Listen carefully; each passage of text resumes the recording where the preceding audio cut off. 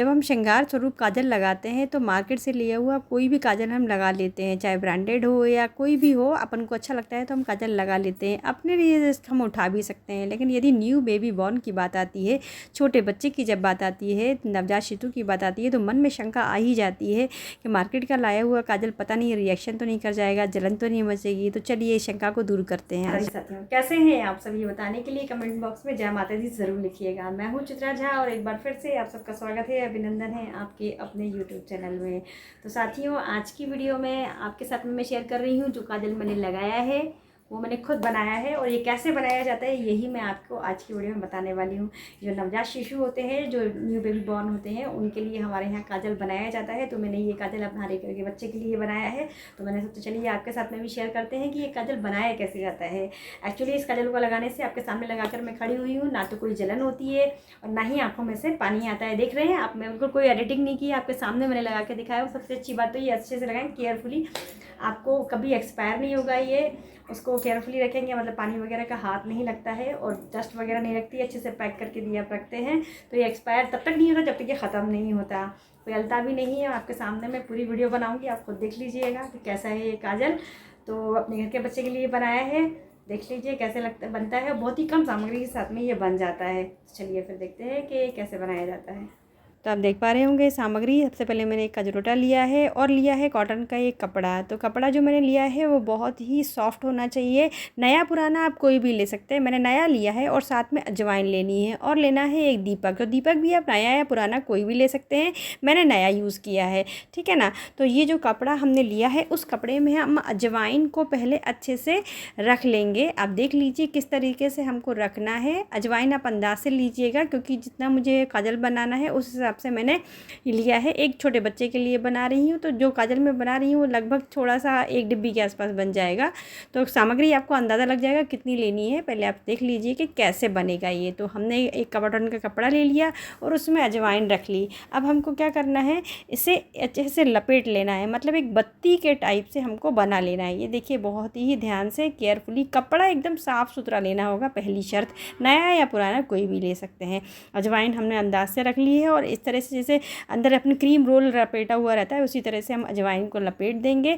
और मैं सरसों का तेल उपयोग कर रही हूँ। दरअसल ये हमारे घर का सरसों का तेल है, जो पीली वाली सरसों होती है उससे पिरवाया हुआ है। हमारे घर में खुद सरसों होती है तो हमने उससे बनवाया है।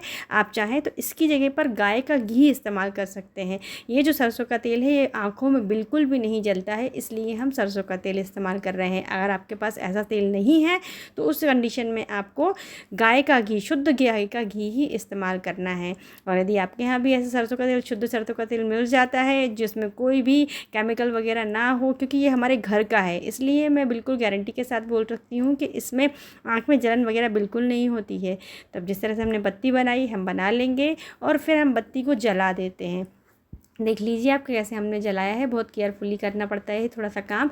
और मेरे पास कजरोटा है, अगर आपके पास इस टाइप का जो लोहे का कजरोटा आपको दिख रहा है वो ना हो तो आप इसके लिए दीपक का भी इस्तेमाल कर सकते हैं। जैसे हमने एक नया दिया लिया तो एक दीपक और दूसरा आप ले लीजिएगा। और जलती हुई जो लौ है, मतलब दीपक की जो बत्ती है वो थोड़ी ऐसी लंबी रखना पड़ती है जिसमें धुआं निकलता रहे। तो ये जो धुआं है उसी के ऊपर हमको कजरोटा पलट के रख देना है। इस तरह रखना है कि दिया बुझना नहीं चाहिए और उसकी जो लौ है, जो धुआं जो उठ रहा है वो धुआं पूरी तरह से हमारे कजरोटे में चिपक जाएगा। देख लीजिए, आपको मैं दिखाती भी जा रही हूँ। बीच बीच में आपको क्या करना होगा, चेक भी करते रहिएगा ताकि वो बत्ती अच्छे से जलती रहे। कभी कभी ऐसा होता है कि बत्ती बुझ जाती है अनबैलेंसिंग के कारण, तो ये हमको बहुत ध्यान से करना पड़ता है। और बीच बीच में बत्ती को हमको आगे बढ़ाते रहना चाहिए, क्योंकि बत्ती दिए के अंदर रह जाएगी तो फिर लौ नहीं निकलेगी और काजल बन नहीं पाएगा। इस चीज़ का हमको ध्यान रखना पड़ता है। और ये देखिए, जब पूरी बत्ती जल जाएगी तो काजल बहुत अच्छी तरह से जो कालोज है वो हमारे कजरोटे में जमा हो जाएगी।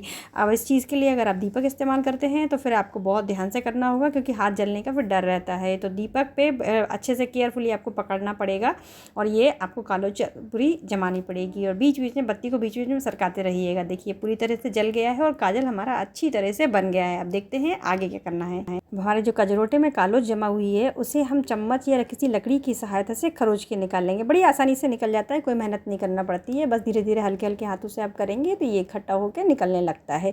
चम्मच का इस्तेमाल मैं इसलिए नहीं कर रही हूँ क्योंकि वो ज़्यादा गंदा हो जाएगा, लकड़ी से आराम से हो जाता है। तो लकड़ी से आप छोटी सी किसी भी तीली वगैरह से आराम से कर लीजिए, थोड़ा पेपर नीचे बिछा लीजिएगा, फर्श गंदा होने का डर रहता है वरना।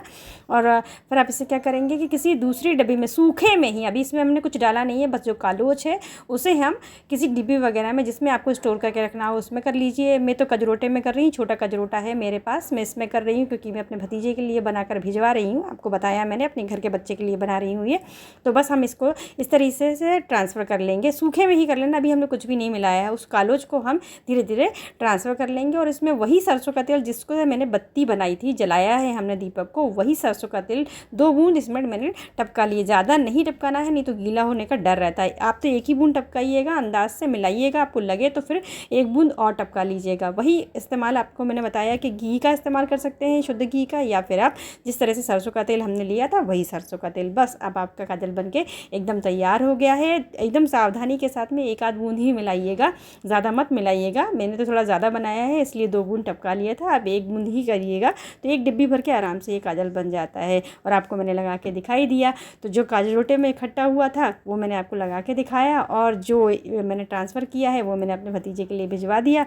तो आशा करती हूँ कि आपको वीडियो अच्छा लगा होगा, वीडियो में दी गई जानकारी आपको उपयोगी लगी हो तो प्लीज़ वीडियो को लाइक कीजिएगा और ज़्यादा से ज़्यादा लोगों को शेयर कीजिएगा। और लीजिए एक बार फिर से काजल लगा के दिखा दे रही हूँ, जब मैंने बनाया था तभी अभी अपनी आँखों में लगा करके देख लिया था, बहुत ही बढ़िया काजल बनता है। तो आशा करती हूँ वीडियो आपको अच्छा लगा होगा। तो अच्छा लगा हो वीडियो तो लाइक कीजिए, शेयर कीजिए ज़्यादा से ज़्यादा लोगों को, और चैनल को सब्सक्राइब करना मत भूलिएगा पूजा पाठ से संबंधित वीडियोज़ के लिए और कथाओं से संबंधित वीडियोज़ के लिए और हमारे रीति रिवाजों से संबंधित वीडियोज़ के लिए मेरे चैनल को सब्सक्राइब ज़रूर कर लीजिएगा और बेल आइकन को फिट कर लीजिएगा। मिलते हैं फिर अगली वीडियो के साथ, तब तक के लिए अपना और अपने का ख्याल रखिए। सादा जय श्री कृष्ण।